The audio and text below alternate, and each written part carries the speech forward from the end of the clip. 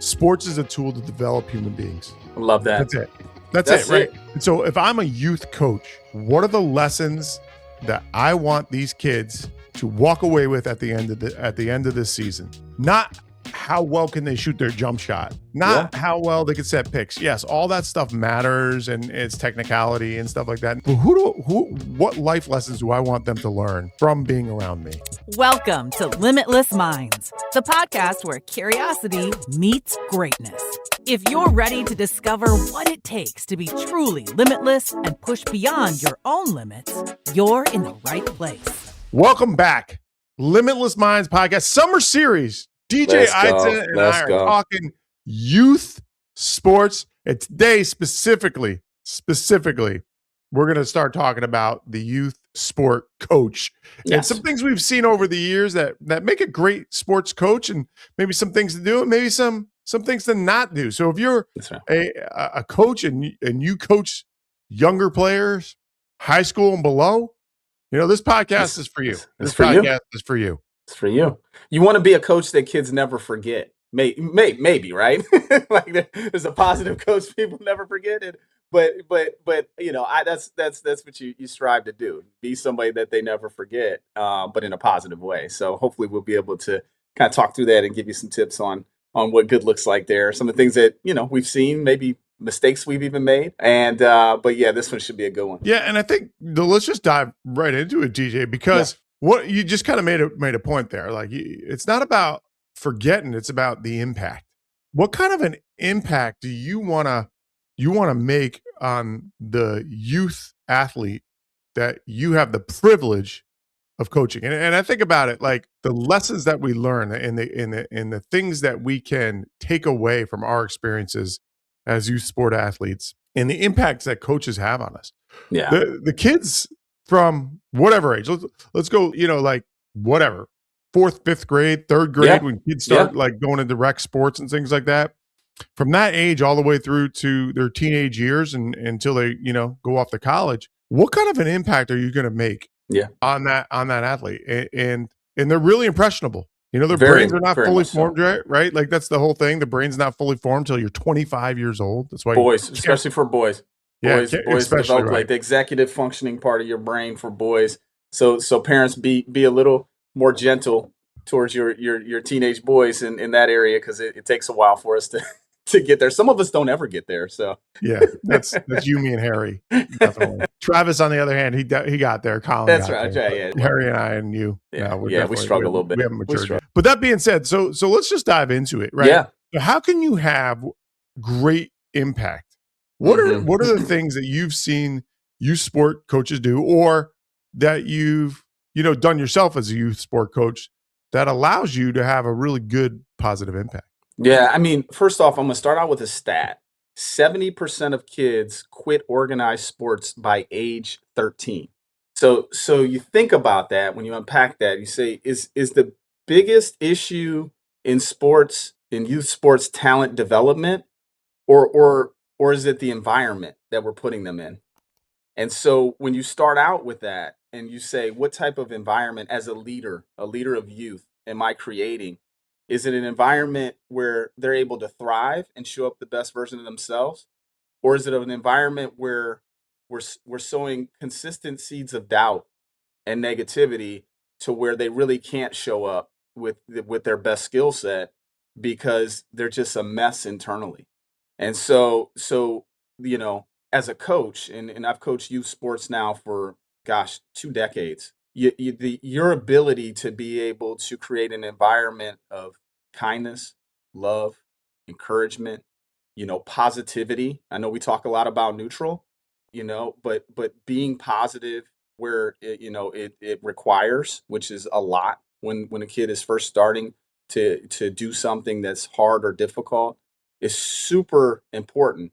Otherwise, they become part of the statistic, and they end up quitting youth sports. So I will just start at a high level, Josh, with how do we create an environment where people, in this case kids, can thrive, and that's one of our number one top goals as a leader of youth.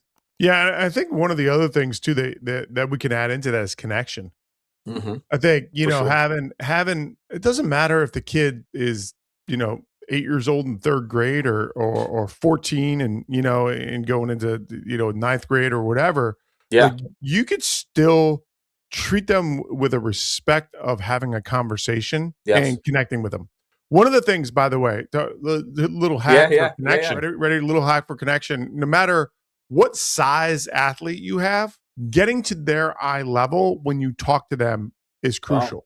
So if I'm working with third and fourth grade or a fifth grade kid, I'm 6'2", right? They're maybe 4'1". Yeah. Right. So I'm 2 feet taller than them. So they're kind of like this, right? And so just like they're just looking straight up. And what does that do? Is it kind of like, is almost like intimidating? I'm looking, talking down. Intimidating. So what I want to do, as much as I possibly can, is get to their eye level. So if that means I got to squat down, or if I gotta sit down next to them on the bench or whatever it might be, if I can get to their eye level, like my conversations will land differently than if I'm like above. So true. And I mean, listen, I use the word environment, and really, I mean, this from working with some of the highest performing teams in the world in both sports and business. It's about culture. What type of culture? Are we creating a culture of connectivity, of communication, or are we creating a culture of intimidation? And so and so that's what I think, when we look at, it's funny. I literally, it's interesting when we talk about kids. I just got off a call with Lee Rubin. Do you know Lee? Lee's the best. We had him on the podcast a couple weeks ago, as you know. That's right. Yeah. That's right. Because that's Travis's dude too. And so Lee and I literally just got off a call. And he was telling me about a situation with Saquon Barkley. So Lee Rubin played football at the University of Penn State University. And he was asked to come in and talk to the team. And so at the time, Saquon Barkley, who now plays for he was Eagles. with the Giants. He's now with the Eagles. He was playing for Penn State. They get done. Lee does this amazing talk with a couple of the different alumni, whatever. And he's getting ready to walk out, and he sees Saquon Barkley and another one of his teammates, and the teammate's trying to throw a grape in Saquon Barkley's mouth, and Saquon's trying to catch the grape. Right. This is before a big game. Right. They're going to be playing a game in less than 24 hours, and they're popping grapes. Right. And so Lee went up to his room, and he goes, he self-reflected. He goes, am I taking this, like, these kids are teenagers, right? And I'm taking this game so serious as an ex-player, as a fan, and maybe I need to calm down a little bit, because I'm putting my whole Saturday and all my mental energy into this game, and these are just kids wanting to have fun. Yeah. And I thought that was powerful, man. I was just like, dang. Like, and so I think about Jada's team the other day, like we were watching their warm-ups, and literally a ball got stuck up in the, how it gets stuck behind. Yeah. So one ball up on the rim. They're all trying to, as a team, 9 of them. They got a broom. They got another ball. Now you only get about 2 or 3 minutes in AAU to warm up. Yeah. And they're all trying to get this ball. In the meantime, the other teams over there, they're slapping the ground. They're doing all this warm up, really serious, right? And our girls are, they just came off of doing a TikTok, and now they're doing this, right? And it's just like, and we laugh as parents on this team, because we say, if we played in the last 2 years, we probably played 80 games. We're 0-80 on warm ups. We've lost every warm up. Our kids are just out there just having fun, smiling. But you know what? About 77-3 in the last 2 years. You know what I mean? Right, when it comes to the game, they execute, they do the thing. So it's this balance of, how do you create an environment where, hey, listen, you go out there and you play hard and you do all the things, but you got to have fun first. You got to create a culture that is about team communication, thriving. So yeah, I just want to share those two recent stories. No, what's funny about, what's great about that though too is, okay, so this is great for the youth coach, because there is a balance though. There is a balance between fun and accountability. I remember, for sure. Obviously Coach Saban is at a level of intensity and ferocity that we're not talking about, right? That's University of Alabama. That's 100,000 people in the stands. But he always used to talk about having fun is doing what you're supposed to do when you're supposed to do it. That's right. That's but that's about accountability. So there is that element, number one, and the level two to it. Like you talking about University of Alabama, that kid when he was 6. Yes. If he had Nick Saban as his coach, like process, we gotta, like he probably doesn't like the stat. He becomes one of those 70% kids that quit. You know what I mean? Like, so it's this, but go ahead. But my point is this, and we talked about it the last podcast, that like sometimes you have to have some boundaries though. So yes, for sure, you can have fun, but you got to have fun in these boundaries, right? And I think one of the things too is you can earn your fun, right? Like, and so as we were talking there, I was reflecting. I had the opportunity when my youngest son was just getting into basketball. I was finally not on the road for 200 days a year. And I was, I'm coaching his youth basketball team. This is going to be so fun. And we did, it was great. And these are, this was like at a time where kids would grab the ball and just start running with it, instead of dribbling, right? So it was like, really basic stuff. And I watched for a couple seasons before I started coaching. And one of the things I saw was there was a little bit of lack of accountability in terms of a couple things. Number one, energy and effort. And number two, dealing with the referees. So I said, listen, we're going to have fun. Like the league was great. Like you had to play every kid a certain amount of minutes and great. It was definitely like, now it did have a championship and stuff like that. And it was fun. It was like, if we lost the championship, it was what it was. Who cares? That's right. But it was super fun. And one of the things that I said, okay, we're going to have 2 rules. Number one, if you don't run back on defense and you don't hustle back, you're going to sit on the bench. That's it. Yep. Okay. So you got to do that because that means you're tired. That means you're tired and you need a rest. Okay. Number 2 is we are not going to complain about the refs ever. Yep. Period. If you complain about a referee, or if you throw your arms up in the air, or if you're trying to say, hey, I got hit, you're going to come and you're going to sit on the bench. Yeah. Is everybody clear on that? Right. And they were like, yeah, got it. And now, okay, we've said that early. That was like the first practice. That was the first thing I said. And then we have fun in the practices, and we do all this stuff like knockout and just like right. How they love. By the way, keep them coming back. Yeah, right.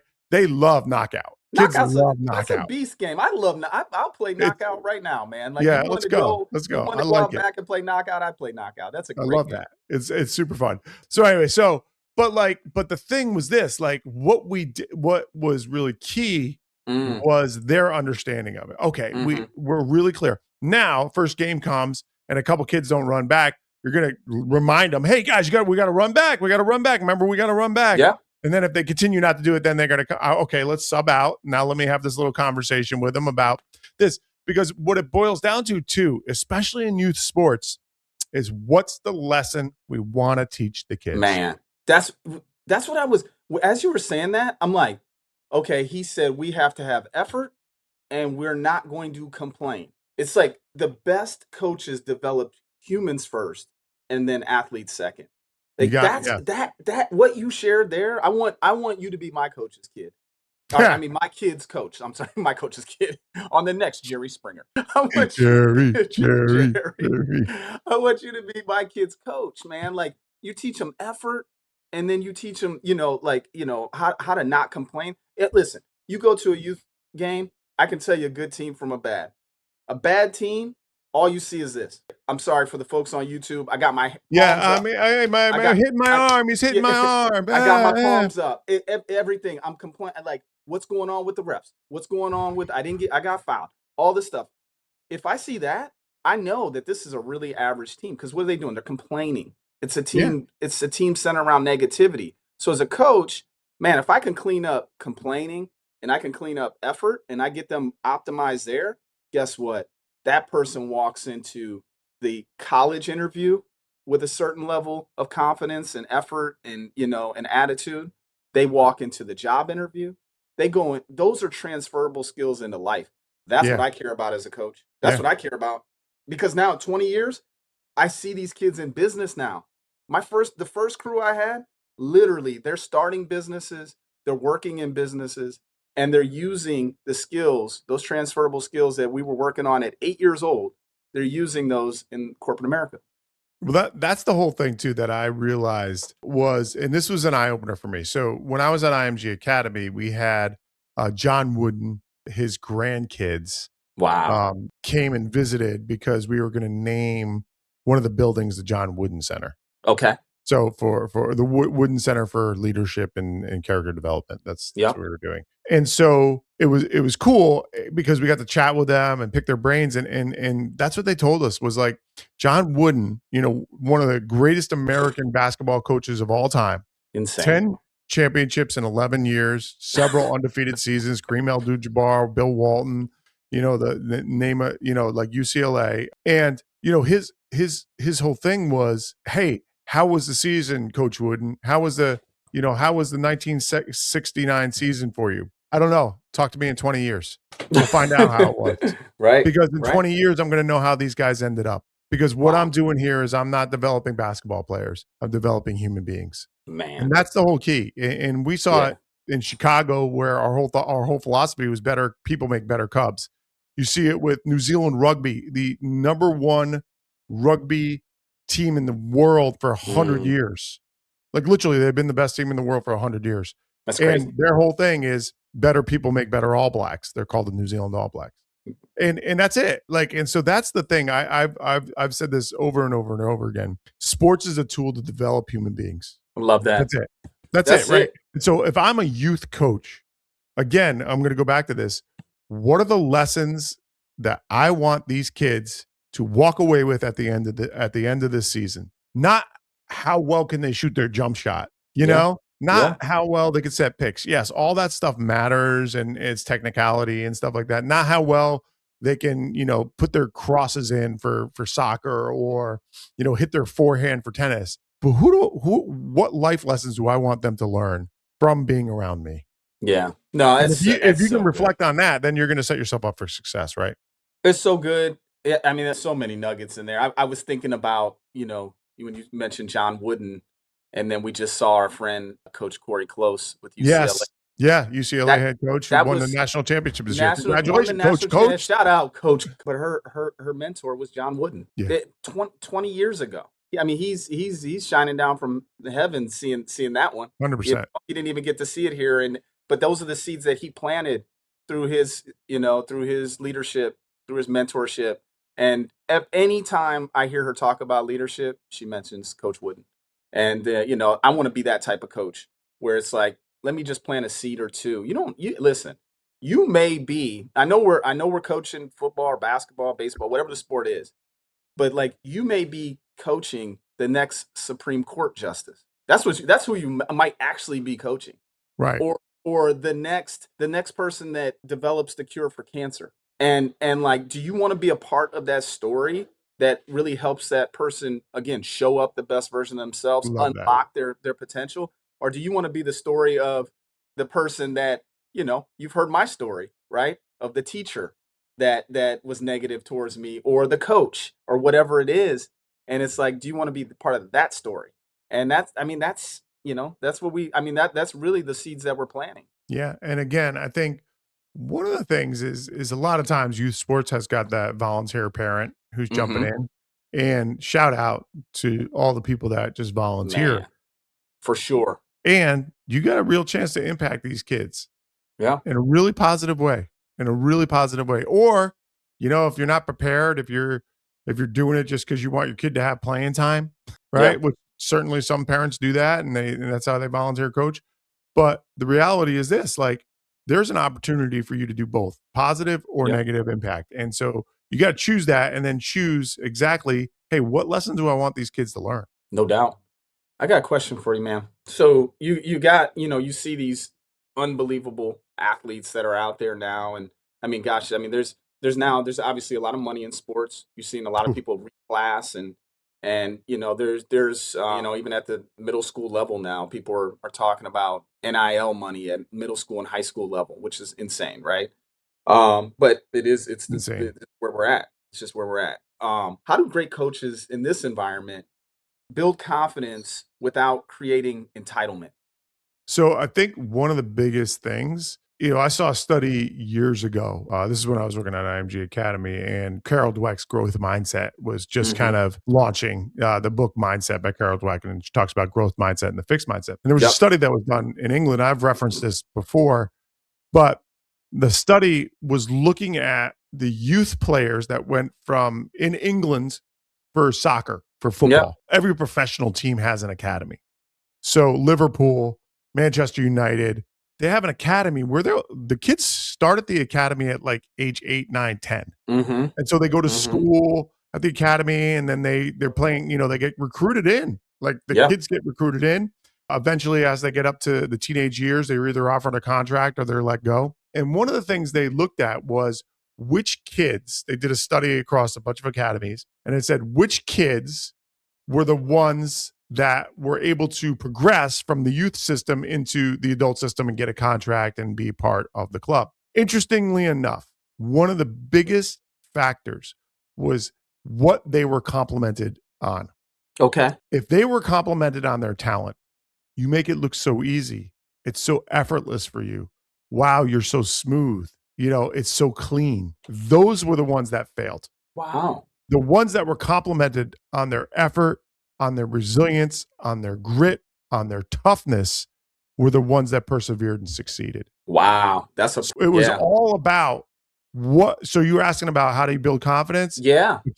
But keep them grounded, focus on their effort, focus on their focus on their controllables. Do not focus on their talent. Talent runs out. Yeah. No, that's a gem. That's a gem. I mean, if you approach your team, you're even thinking about, you got me thinking about business too. I know this is about youth sports. It's just like, but focusing on effort as opposed to talent or results even is key. That's really big. I'll even go one step further. How about this, right? Tell me if you think that this would be a statement that would hold somebody back. Hey man, you're a winner. Here's the thing, that's a result. But if you say to the person, hey, you're doing all the things that'll help you win in life. Hey, you have so many qualities that winners have. You're focused, you're energized, you have a confidence, you lift your teammates up. Think about that. Right? Versus, hey man, you're a winner. If I'm saying you're a winner, the kid, probably is just gonna put it into neutral and be like, yeah, man, I'm a winner. That's what I do. Their confidence might go up, but their entitlement might go up. But if you talk about the qualities of a winner and the things that they do, and to remind them of the behaviors that you want to reinforce, that's when they start skying. All right. Well, listen, I got to ask you another question because you're dropping gems here. All right. So this one, I think every parent could benefit from hearing your answer here.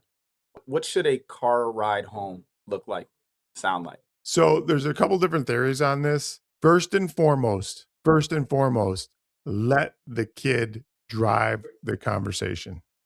Okay. So that's number one. And what I have seen is checking in with them to see when they're ready to talk about stuff. So, hey, game's over, win or lose, right? Let's say the team lost and your kid had a turnover. Yeah. Hey, honey, I love you. Game's over. Hey, it stinks that you lost. I get it. Do you want ice cream? What do you want to do right now? You want to just go home? What are you thinking? Yeah, let's just go home. Okay, cool. Drive it home. Hey, just so you know, I'm here for you. If you want to talk about anything, I love you and I'm here for you. Yeah. So whatever you want to talk about. Sometimes the kid will be like, hey, what did you see? What did you see on that last play? Anything, something like that is really good. And then I think the debriefs are with the kid, like, hey, what did you want to accomplish in the game? Did you accomplish it? What do you think you did well? What are you going to work on to be better? Yeah. Just leave it at that. But that's letting them lead. That's not you being like, hey, your handle, you got to get in there and do your left hand more. Or you know what? You're blocking on that pass play. It was awful. And you got to get in the weight room and you got to get stronger. Like, no, that's gonna bury them. Yeah, you might see it and you might understand it. And if they ask you, then you can tell them. But you coming right out of the gate and being a second coach, nah, man, that ain't it. Yeah. Yeah. And those are great tips. I think somebody gave me the advice at one point. I want salt service ice cream now, by the way. That does sound good, actually. Little sprinkles on there, man. I was gonna sprinkles. Come on, sprinkle man. me. Sprinkle me, man. What is it? Who's that? Sprinkle me.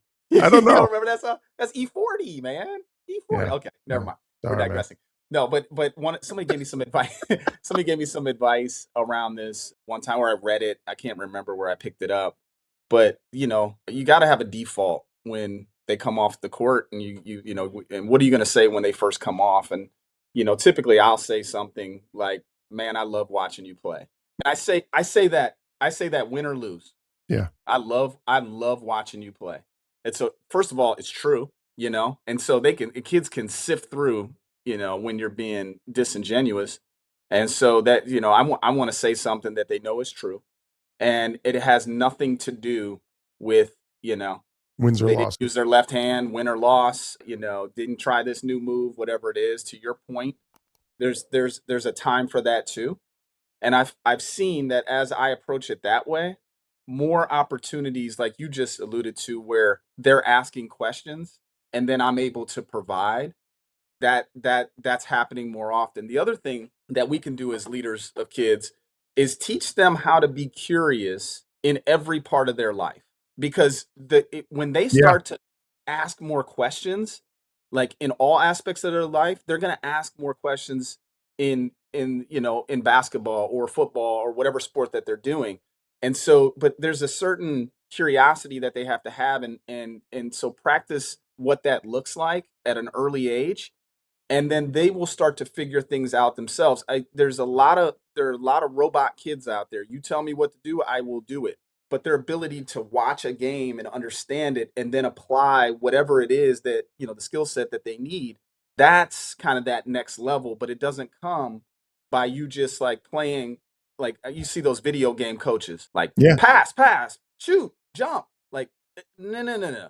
If you're a video game coach and you're doing every single move for your kids, that's not helping them. They have to learn how to think themselves, because again, that's a transferable skill into life. Yep. And so that's something else I just wanted to add. But that's a tough, we'd love to hear in the chat with this on YouTube, if or when we post this on LinkedIn, what are some of the things that you're doing on the car ride home that are working, that aren't working? Yeah, Because I definitely want to hear that. That'd yeah, be great. I think that's a big one.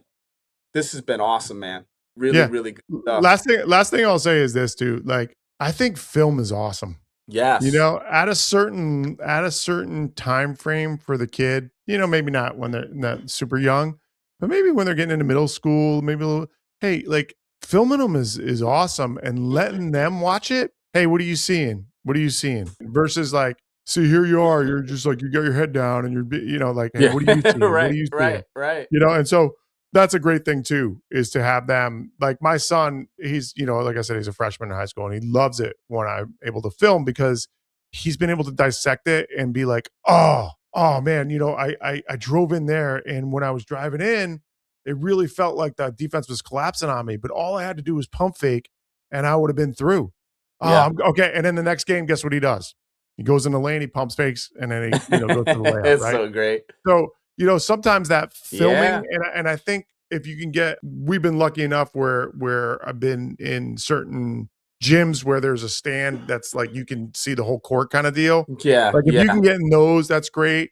If you're filming lacrosse or soccer and stuff like that, film their body language too. That too, to recognize It's a big one. what they're doing. But again, just showing it to them and letting them see it and letting them ask good questions on it. That's right. That's right. So that's the So last little yeah. tip. That's the No, last. I love Listen, it. I'm excited. Look, DJ, I think we need to go on tour. I think we need to go on tour and just talk to I would parents and youth love to sport go. organizations. Let's do it. Let's do it. I mean, listen, and a lot of it has been this trial and error. Learn Yeah. from my 20 years of youth coaching, all the mistakes, and then all that. But also, you know what? Last night, it's crazy. Last night, I was texting a kid that I coached when he was 8. Okay. He now runs this Ohio basketball, like it's like a prep scouting, thing. Yeah. And him and I are texting. And, and it literally, I'm like, this relationship was born from an open gym that I started here at Fairview Park, and I would bring in kids and we would just dribble and we would shoot and we would pass and we would do it for an hour every Wednesday, hour and a half every Wednesday night. And the varsity coach, who's my best friend, he would open up the gym for me, and we ended up getting, start out 10, 20 kids. We ended up having 50 kids every night. He was one of those 50 kids that turned into an AAU program. And now that kid's off in the work world, living in Cincinnati, doing great things. That's and awesome. That all stemmed from how he felt.